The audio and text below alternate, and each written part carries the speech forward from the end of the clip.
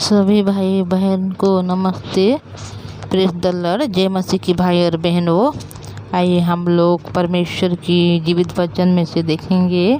उत्पत्ति का पुस्तक अध्याय 2 देखेंगे। हम लोग एक अध्याय को देखे थे कि परमेश्वर ने किस प्रकार सारी सृष्टि की रचना की और कितना खूबसूरत इस दुनिया को बना कर क्या कर रहे हैं, मनुष्य को दे रहे हैं कि उनके ऊपर अधिकार करें।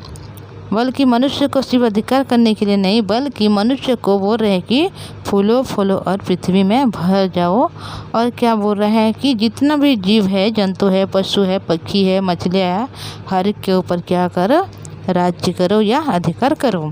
तो आज हम लोग देखेंगे कि उत्पत्ति अध्याय 2 में परमेश्वर ने क्या किया है। तो यहाँ पर लिखा गया है, यूँ आकाश और पृथ्वी और उनकी सारी सेना का बनाना समाप्त हो गया और परमेश्वर ने अपना काम जिससे वह करता था 7वें दिन सप्ताह किया, समाप्त किया। और उसने अपने किए हुए सारे काम से 7वें दिन विश्राम किया।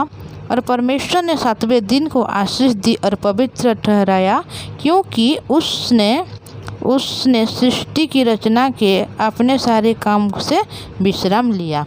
तो देखिए भाई और बहनों, यहाँ पर लिखा गया है कि परमेश्वर ने क्या कर रहा है, जो भी चीज़ बनाना चाहते थे हर एक विषय को यहाँ पर बना चुके हैं। तो 7वां दिन जब आ जा रहा है, तो 7वें दिन को परमेश्वर ने विश्राम का दिन बोल के यहाँ पर बोला गया है।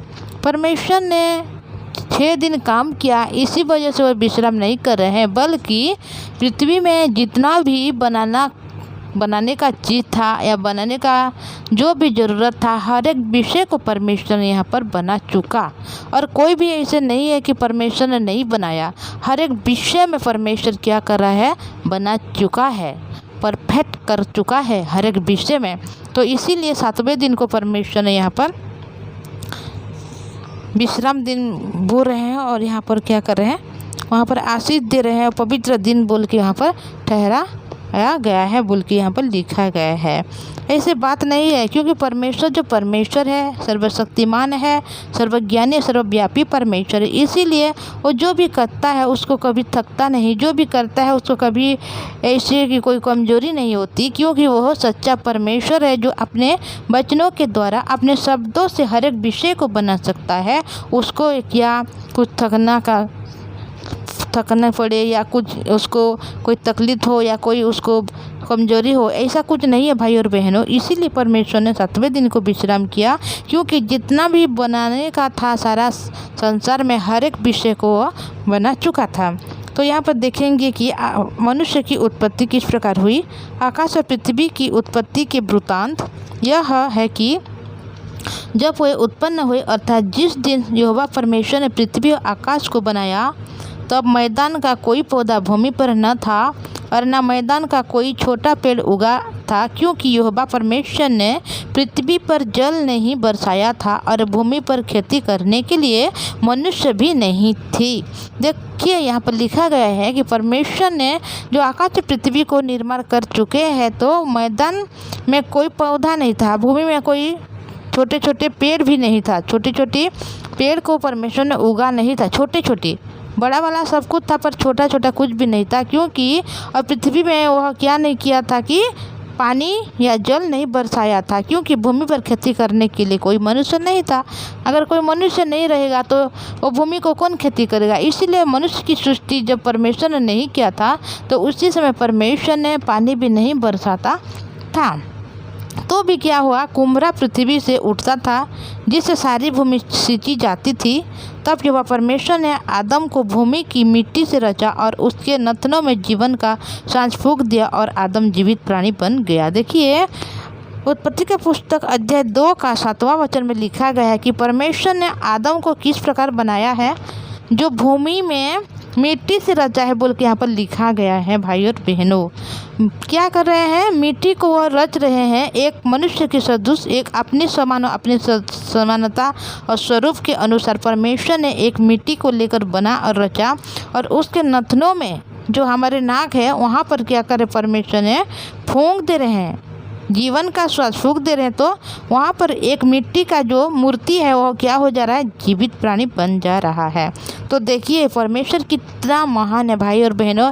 एक मिट्टी को, जो मिट्टी हम देख रहे हैं, जो खेती कर रहे हैं, हम वहाँ पे आते हैं जाते हैं और हर एक जहाँ भी हम देख रहे हैं इस पृथ्वी में सिर्फ हर एक जगह क्या हुआ है, पड़ा हुआ है, मिट्टी ही मिट्टी पड़ा हुआ है। तो उसी मिट्टी से परमेश्वर ने क्या कर रहे हैं, मनुष्य की रचना कर रहे हैं। एक मिट्टी के पुतला को जब बना रहे हैं, एक मूर्ति को बनाकर परमेश्वर ने उनके नथनों में फूंक दे रहे हैं तो वह क्या हो जा रहा है, जीवित प्राणी बन जा रहा है। तो परमेश्वर क्या कर सकते हैं, जीवन भी देख सकते हैं और हर एक असंभव के काम को संभव कर सकते हैं।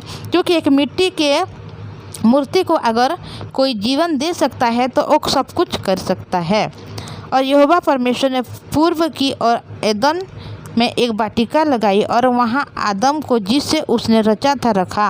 परमेश्वर ने आदम को बनाकर ऐसे नहीं छोड़ा भाई और बहनों, बल्कि यहाँ पर क्या कर रहे हैं, एक वाटिका बना रहा है, वहाँ पर लगा रहा है, उसका नाम है अदन।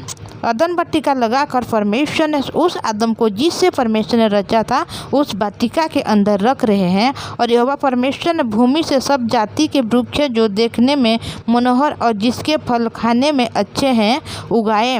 देखिए यहाँ पर परमेश्वर ने जो आदम को बना चुका, मनुष्य की रचना कर चुकी, तो उसी समय क्या कर रहे हैं, मनुष्य को खाने के लिए यहाँ पर क्या कर रहे हैं, भूमि पर सब वृक्ष जो देखने में मनोहर और जिसके फल खाने में अच्छे हैं उगाए। यहाँ पर परमेश्वर ने आदम के लिए यहाँ पर चिंता कर रहे हैं, उनके विषय में परमेश्वर सोच रहे हैं कि अगर मनुष्य को तो मैं बना चुका पर उनके खाने के लिए भी कुछ चाहिए। तो इसीलिए परमेश्वर ने यहाँ पर क्या कर रहे हैं, खाने के लिए फल और मनोहर जैसे वृक्ष उसी को परमेश्वर ने उगा रहे हैं ताकि वह जो मनुष्य को परमेश्वर ने बनाया वो कभी भूख में ना मरे। इसीलिए परमेश्वर ने उनको आशीष दे रहे हैं, उनके खाने के लिए भी परमेश्वर खुद तैयार कर रहे हैं।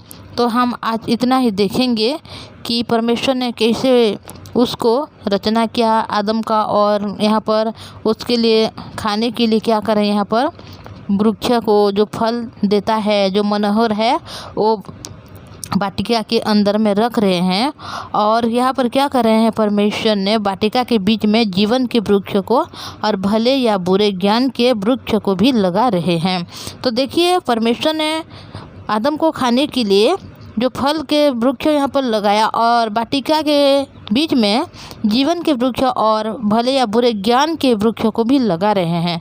तो आगे हम लोग देखेंगे कि इस वृक्ष को जो परमेश्वर ने लगा रहे हैं तो क्या कर रहे हैं परमेश्वर ने, और आदम के लिए क्या कर रहे हैं, और परमेश्वर उस जो भले या बुरे वृक्ष लगा रहे हैं उसके विषय में हम जानेंगे, और जो जीवन का वृक्ष परमेश्वर बीच में जो लगा रहा है उसके विषय में सब हम लोग धीरे धीरे करके जानेंगे।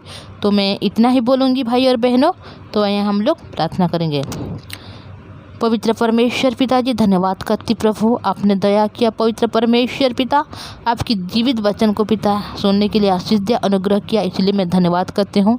पवित्र परमेश्वर पिताजी, आपने हमें संभाल कर रखा और आज की जो आपकी जो वचन दिया परमेश्वर, उत्पत्ति का पुस्तक अध्याय 2 में पिता, कि हम लोग जो देखें पिता परमेश्वर कि आपने किस प्रकार मनुष्य को मिट्टी के द्वारा सृष्टि की, और इस मिट्टी को पिता परमेश्वर जो एक मूर्ति बनाकर उसमें जीवन का सांस फूंक दिया, जिस वजह से वह जीवित प्राणी बन गया। हाँ भी उसी प्रकार है पवित्र परमेश्वर पिता, आपने हमें पिता परमेश्वर अपने हाथों से रचना की है, इसीलिए मैं आपके पवित्र नाम को धन्यवाद करती हूँ। पृथ्वी के सारे जो जीव है, जंतु है, जो वृक्ष है, जो घास है, जो नदी है, नाला है, हर एक विषय को जो प्रकृति है प्रभु, आपने शब्दों के द्वारा उन लोगों को बनाया, पर मनुष्य को आपने उत्तम रूप से पिता अपने स्वरूप अपने समानता में पवित्र परमेश्वर पिताजी अपने हाथों से रचा है प्रभु, इसीलिए मैं धन्यवाद करती हूँ। पवित्र परमेश्वर पिताजी, जो हमारे भाई बहन सुन रहे प्रभु, आपकी जो अनुग्रह है, आपकी जो दया है, उनके ऊपर आपने पिता परमेश्वर कृपा कीजिए प्रभु, ताकि हर एक दिन आपकी जीवित वचन को उन लोग सुने। उनके परिवार के हर एक सदस्य को प्रभु जी आपकी पवित्र हाथों में देती हूँ, उन सबों को आप आशीष अनुग्रह में भर दीजिए प्रभु, ताकि पिता जो भी दुखी में है, पिता जो परेशानी में है, जो बीमारी में है प्रभु, उन सबों को आशीष दीजिए, अनुग्रह दीजिए, उनको पिता चंगाई दीजिए प्रभु। जो दुखी है उनके दुख को दूर करने वाला परमेश्वर आप हैं, जिसके जीवन में अशांति है उसको शांति देने वाला परमेश्वर आप है प्रभु जी। पवित्र परमेश्वर पिताजी प्रार्थना करती प्रभु जो हमारे भाई बहन प्रभु पढ़ रहे पिता परमेश्वर उनको आशीष दीजिए ताकि वो अच्छे से पढ़ सके प्रभु, अच्छे नंबर से पास होकर प्रभु आपकी सुसमाचार की प्रचार करने वाले बने प्रभु। पवित्र परमेश्वर पिताजी जो भाई बहन के पास कोई काम नहीं है, कोई जॉब नहीं पिता, उनको आशीष दीजिए प्रभु, आपके राज्य के लिए प्रभु उनको काम दीजिए, उनको जॉब दीजिए प्रभु, ताकि पिता उन लोग अपने जॉब करके प्रभु आपके सुसमाचार के लिए पिता परमेश्वर आगे बढ़ने वाले बने। पवित्र परमेश्वर पिता जिसके पास आशा नहीं प्रभु उनको आशा दीजिए, ताकि पिता आप उनको जो बनाया है प्रभु, इस सुंदर पृथ्वी को बनाया है प्रभु, उनके लिए जो उनके ऊपर अधिकार को देकर पवित्र परमेश्वर पिता हर एक मनुष्य आपने उत्तम रूप से सृष्टि की प्रभु, इसलिए धन्यवाद करती हूँ। हमारे जो भाई बहन इस वचन को सुन रहे हर एक को आशीष आपने दिया, इसलिए धन्यवाद करती प्रभु। इनसे बढ़कर पवित्र परमेश्वर पिताजी हर एक दिन आपकी जीवित वचन को उन लोग सुनने वाले बने प्रभु, बल्कि सुनकर आगे बढ़ें और आपके पवित्र नाम की धन्यवाद देने वाले बने। पवित्र परमेश्वर पिताजी आपने मेरी हर प्रार्थना को सुना, धन्यवाद। प्रार्थना सुनने के लिए धन्यवाद प्रभु यीशु मसीह के नाम से मांगते हूँ, आमीन। सबको प्रेज द लॉर्ड, जय मसीह की। Thank you.